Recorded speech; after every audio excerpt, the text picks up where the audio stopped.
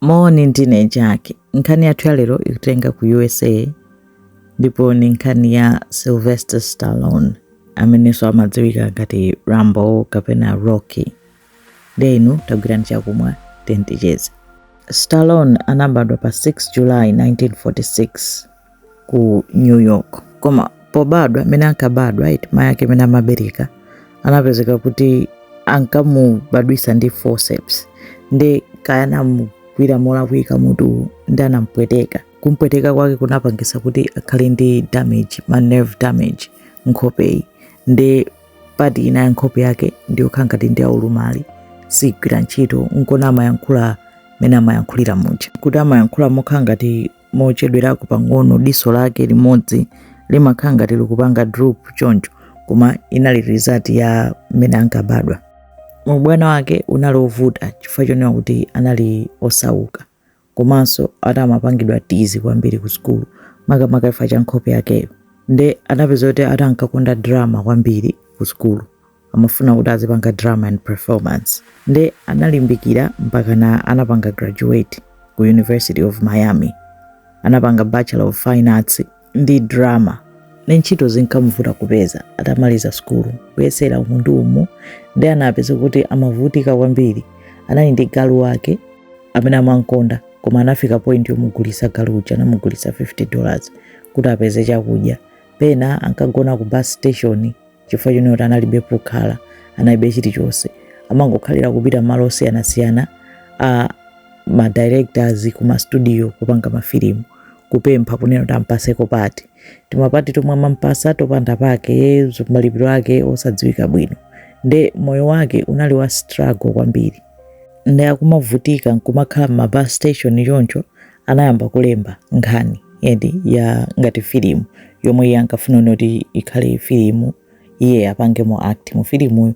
Title yake inali Rocky, ndi iye amafuna kuti iye mwini wake akhale Rocky. Ndi amapita nayo malo osiyanasiyana, ma studio osiyanasiyana, kwa ma producer osiyanasiyana kuonetsa script yake kuna kuti ndalemba filimu iyi, tipange filimu iyi. So ma directors amayikonda filimu iji, koma samamukonda yeyo. Amanena kuti tikula script yakoyu koma akapanga filimu ndi munthu wina, Rocky akhale munthu wina. Ndi iye amakanira kuti no, ine filimu ndikugulisani, condition yake ine ndikhala mwini wake filimu. Analimbana ndithu ndi osiyanasiyana, amamukanira amati ingotipasa script iwe palibe amene amakudziwa. Ndi ukapanga act filimu anthu samakudziwa, sidziwika ithera pompo. Ndi iye anakana kufikira mu 1976 pamene producer wina anavomera kuti okay chabwino titani nditenga filimu iyi iweyo ukhala Rocky. Ndi anapangadi filimu icha. Film ya Rocky inapezeka kuti inapambana kwambiri beyond maganizo awo. Inakhala critical and commercial success.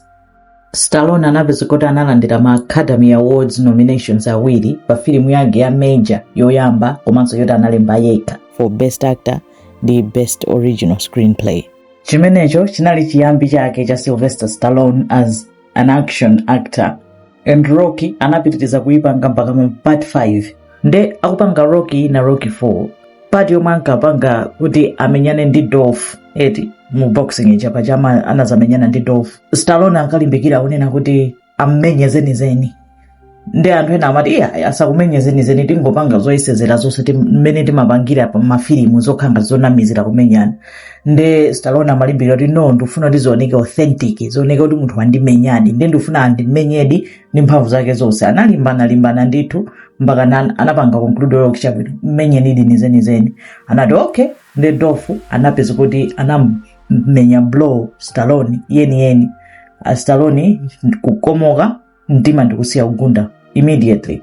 Inali emergency yoopsa kwambiri chifukwa zinazonena kuti munthu basa akufa, mpaka na ku intensive care anakhala mchipatala mu intensive care 9 days. Zinazonena kuti zakayakaya zosakhala bwino. Mwayi anapulumuka, chinali chibwana choti anaphunzira kunena kuti zinazosamayisezera zenizeni. Imene ndi nkhani yotchuka yomwe inapangika mu Rocky 4. Ndi ubwino okhala ndi nzeru zolemba wekha nkhani umapita patali, ndipo suyiwalika, suthera pompo. Idzasiyana ndi anthu onena kuti amangodikira kuti apasidwe pati. Stallone amalemba yekha.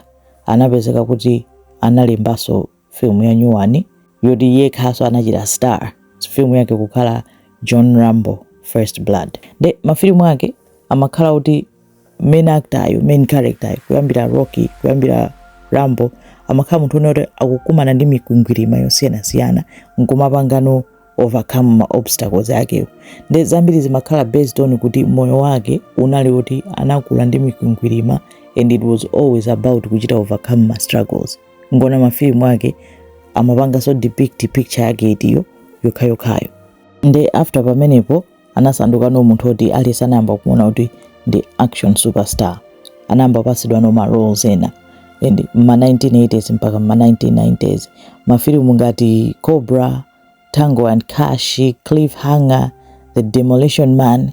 In time ma franchise ake wachina Rocky kuti over the years amapitiriza samazita ayayi. Edi kuti mpaka na 2006 anapangaso Rocky Balboa ina. Mpamene lanza sanduka one of my highest paid actors ako Hollywood. Kenako anazapanga spin-off ya Rocky kupanga ngadino series ya nyuwani title yake Creed. Etukhanga takupitiriza koma iyeyo nokhala ngati coach kuti no writing yake ija talent yake ija kuipitiriza abe nkhani zake zija kuzipitiriza abe kumapanga benazo drama kungozisintha according to the times. Stallone ndokwatira ali ndi ana atatu atsikana and anapangaso reality show ya banja lake. Anapanga reality show ntaina yake koma over the years ndi munthu oti action superstar panopo ndi munthu oti ndi wankulu koma angakhale anakula talent sitani si therapo ana amapitirizabe mpaka na mu 2010 pamene anapanga The Expendables pamene anatenga no mashasha anzake onse achina Jet Li achina Schwarzenegger onse nkwayika pamodzi nkumapanga mafilimu edi zinzonena kuti almost like kupatsana ulemu plus kuchita na celebrate ngati anthu onena kuti asintha movie industry over the years. Kufikira pano akupanga abe mafilimu osiyanasiyana even ma series ena oti ndamphamvu kwambiri ena ali pa Netflix and mafilimu ake amene anapanga iyeyo omwe anapanga produce anapanga gross drama zoposa 7.5 billion worldwide. Rambo, Sylvester Stallone, Rocky Balboa ndi munthu oti he's still growing stronger and he's still doing better. And ndi chitsanzo nena kunena kuti ma struggles sakuyenera kuti panga kuti tisiye, we just keep going. Pamene chimadzatsegukira chitseko sipadziwika. Acting career yake yakhala yamphamvu kwa zaka zoposa 50. Imene ndi nkhani ya Sylvester Stallone zikomo kwambiri.